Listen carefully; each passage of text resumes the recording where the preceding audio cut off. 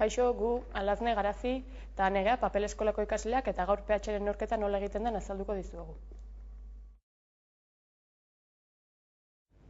Eguneroko bizitzan askotan entzuten dugu pH kontzeptua, baina baldakigu benetan zer den eta nola neurtzen den. pH-ak sustantzi baten hidrogeno ioien kontzentrazioa adierazten du, edo beste modu batera esanda duen azidotasun maila. Honen arabera, esan dezakegu pH bat 7 baino baxuagoa bada, sustantzia hori azidoa izango dela. pH-a 7 baldin bada, sustantzia hori neutroa izango da. Eta pH hori 7 baino handiagoa bada, sustantzia hori basikoa izango da.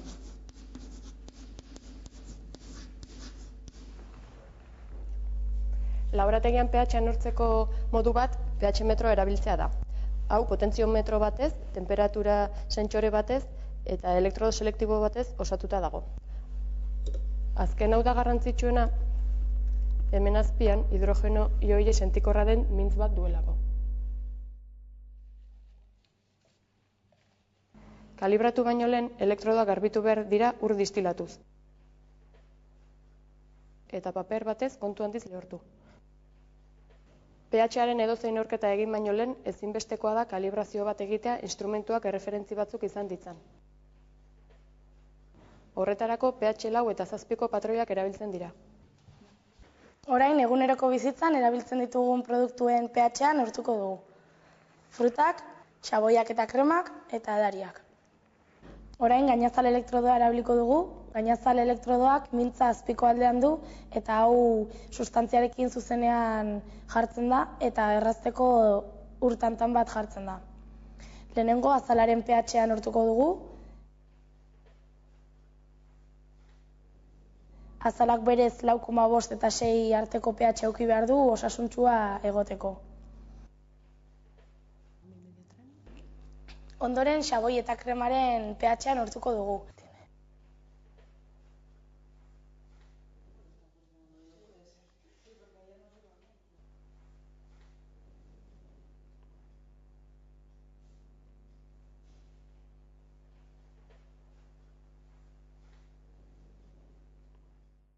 Ikusi den bezala, pH hauek azalarena baino altuagoak izan dira. Eta berez neutroagoa izan beharko litzateke azalarena ondo mantentzeko. Gelaren kasuan ordea, pH neutroa duela jartzen du, baina kimikoki azidoa izango zen eta neutroa azalarekiko. Orain elektrodoa aldatuko dugu eta elektrodo sakorra jarriko dugu. Honek puntzoi forma du eta zuzenean sustantziaren barruan sartzen da.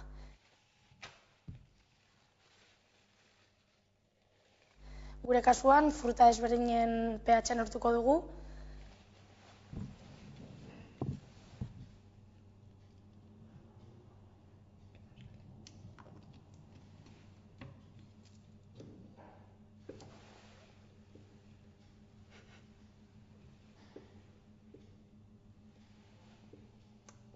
Fruta ezberdinen pH-ak neurtu ditugu eta ikusi da pH hauek azidoak direla.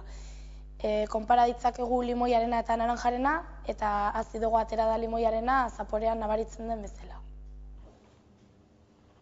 Orain elektrodoa aldatuko dugu edari desberdinen pH-a neurtzeko.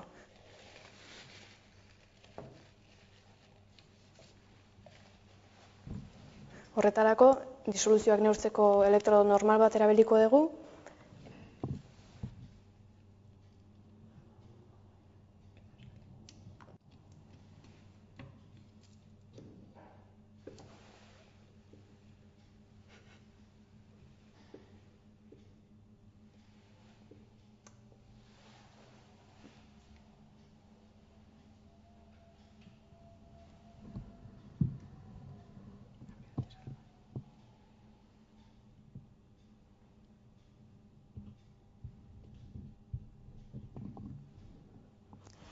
Edari guztiak neurtu ditugu eta ikusi da denak azidoak direla. Eta bitxia da, kola freskagarriaren pH-a ozpinarena baino baxuagoa izan dela, zaporean ez bai da hori nabaritzen. Behin neurketak bukatuta, elektrodoak garbitu eta kontuz lehortu behar dira eta disoluzio azido bat duen estalki batean sartu.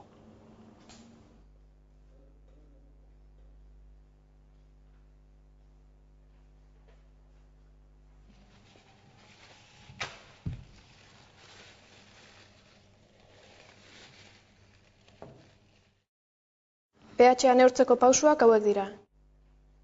Kalibratu, elektrodo egokia aukeratu laginaren arabera, elektrodoa laginean sartu, pH-a neurtu.